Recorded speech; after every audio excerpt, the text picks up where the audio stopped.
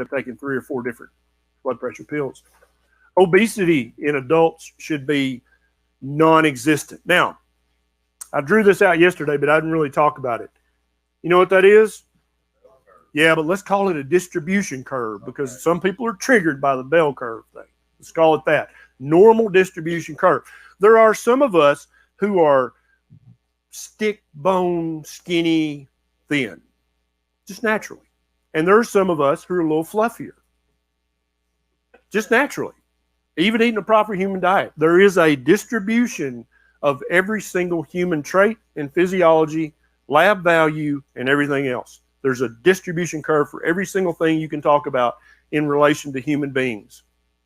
Even financially, there's bell curve for everything, right?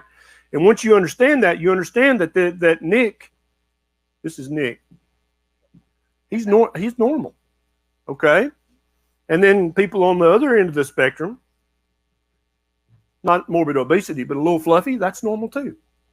And that's also can be healthy, okay? But past a certain point of body fat percentage, it's unhealthy. It's unarguable. It's not fat shaming. It's just the truth, okay? What about teenage acne? What about eczema, even in babies? What about metabolic syndrome? What about all the other conditions? You're telling me, Dr. Berry, that they are self-inflicted on the human population and 100% related to the diet that you eat on a daily basis. Yeah, that's what I'm telling you. That sounds a little bit inflammatory and revolutionary, but I think that's correct. So the question becomes, what is wrong with my doctor? Why did my doctor tell me to drink 2 gallons of water a day? Why did my doctor tell me to avoid red meat and saturated fat because I have fatty liver?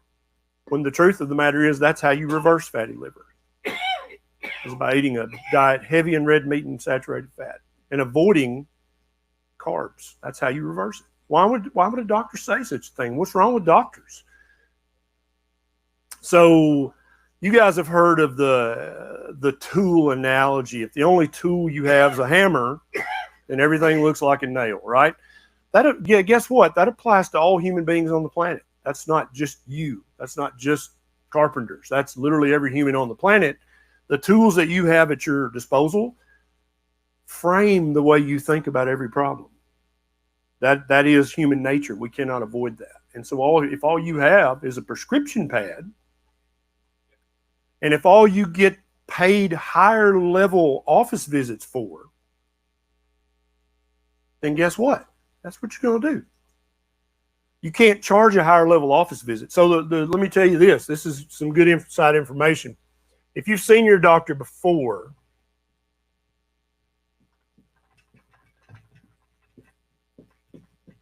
this is how the entire schedule for an office visit set up. A 99212 is a very limited problem, okay? You got poison oak. I didn't even write you a prescription. It's so minor. I just said put some hydrocortisone. That's a 2-level visit for a doctor. That's worth about $40, okay? If I did any kind of prescription medication, either stopping or starting medication, that's 3-level. That's worth about $60, okay? If I managed your blood pressure and your diabetes and some other minor problem and order some lab work, that's 4-level. That's worth about $80, okay? If you had if you have heart disease, then you're at risk for a heart attack, right? And I managed 2 or 3 medications and ordered some tests, but you've got a potentially life-threatening thing. That's a level 5 visit. That's worth about $100. Now, the doctor can spend, the 7 minutes you spend with your doctor, right? They can spend that 7 minutes and they can charge a $3, or they can spend that 7 minutes and charge a $5. But to get up here, you got to have prescribed a medication or changed the medication, right? Now, guess what you get to charge for talking about diet?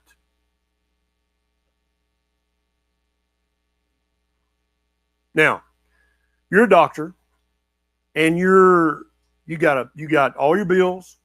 Kids want to go to that good college. You got the Mercedes payment. You got 3 employees. You got all the bills with the office. You got 7 minutes to spend with Jake. What are you going to charge Jake? It's human nature. You understand? Doctors are not evil, but it can become evil when you abuse that and you don't even give a shit what you're telling people. You're just trying to get them in and out as quick as you can, write a script, boom, there's a 3, 4, 5 level visit so I can make the Mercedes payment. That's how a lot of doctors are stuck, because being a doctor, just taking care of chronic medical conditions that keep getting worse, that's not fun. That sucks. That's depressing.